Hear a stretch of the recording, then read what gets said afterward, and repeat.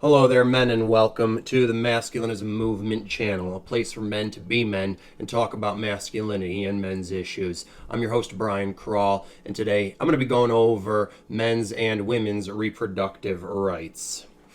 You see, men and women's reproductive rights are very different in the amount of them that we have. And it is just so paradoxical that women continue to make it seem as though they don't have enough reproductive rights and need more and more, when in fact they have more than they even know what to do with. Men don't have anywhere near as many as women do. So, to start, let me list what men's reproductive rights are, and it's a very short list. Men's reproductive rights before sex are to 1. Abstain from sex and remain celibate, not having it. 2, to not ejaculate inside of the woman, to pull out and come anywhere but in her vagina. 3, to wear a condom so that you do not impregnate her. And 4, to get a vasectomy so that you do not impregnate her. And then men's reproductive rights after sex are 0.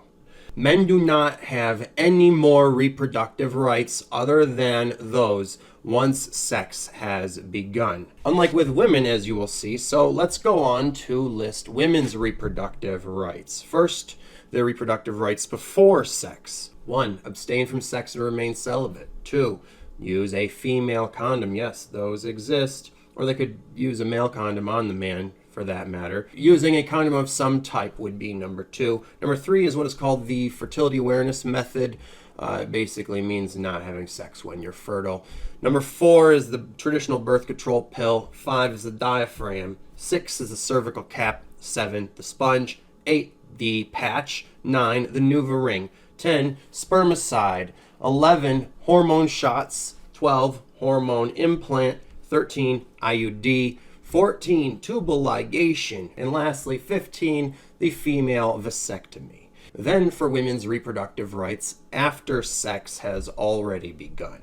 1, to choose whether to allow the man to ejaculate inside of her vagina or elsewhere. 2, to try to get herself pregnant with or without the man's consent, and by any means necessary, including but not limited to taking herself off birth control without his knowledge, poking a hole in the condom, getting the condom out of the garbage and extracting his semen from it and then inserting it inside of her, or even forcing him to ejaculate inside of her by holding him inside of her and not letting go when he says he's about to come, or even holding him at gunpoint and forcing him to ejaculate inside of her that way, as we have seen in the news, is something that is perfectly legal and which women are allowed to do. And 3 is to use the morning after pill. 4 is to get an abortion, depending on your location now, and often not have to pay for it either, where it is legal. And 5, to give up the child for adoption, with or without the man's consent. And then 6 is to keep the baby and sue the man for child support. And lastly, number 7, to commit paternity fraud and try to get a richer man than the real father to think that the child is his and force him to pay child support instead, which is not legally seen as a form of fraud and is completely legal in most places. So as you can see, women have far more reproductive rights than men. Men really barely have any compared to women. We have 4. And a woman is basically able to do whatever she wants with a man's seed once he's consented to sex with her and, made it possibly available to her. A woman can get it out of you any kind of way she wants, even with a gun, forcing you to come for her at gunpoint. She can coerce you into sex, even sexually assault or rape you, steal your seed, and then use it to create a child that she then holds hostage from you and, weaponizes the court system to extort you legally. She could even commit paternity fraud and get away with it. So what I think your takeaway should be here, men, is that you should not be giving your seed away. You need to protect it. because it is sacred and is not something that you should allow to be stolen from you and used against you in this manner. And so what few reproductive rights you do have, I would implore you to exercise to the fullest extent. And I listed them in order of their effectiveness and the way that they should be prioritized and utilized, with abstinence being right up there at the top, because feminism, paired with our lack of rights to our own offspring, has caused many men such as myself to stop mating and reproducing with women and just go our own way, because that is the only way that 100% guarantees that we are protected from these kinds of things. And feminists say that the future is female, but with this trend of mating and reproduction being on the decline, if it continues and, there ends up being less and less mating and reproduction, the power dynamic between the genders is going to change,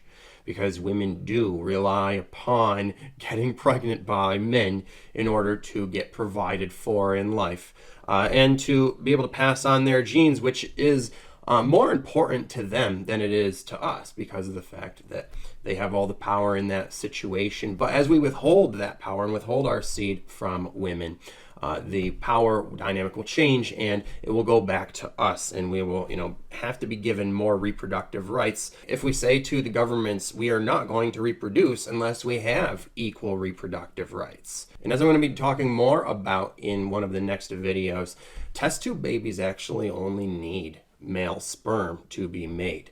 All right. So we can actually reproduce without women and they can't do that without us. So if you want to have kids, you can actually avoid all of the drama and the financial extortion and the basically legally sanctioned kidnapping of your child by just reproducing solo and having a test tube baby. That is perhaps the one reproductive right that we men have that women do not, because we are capable of it and women aren't. So I hope that that is some food for thought for you and helps you to understand your need to protect your genetic material. All right, and just remember that your seed is sacred.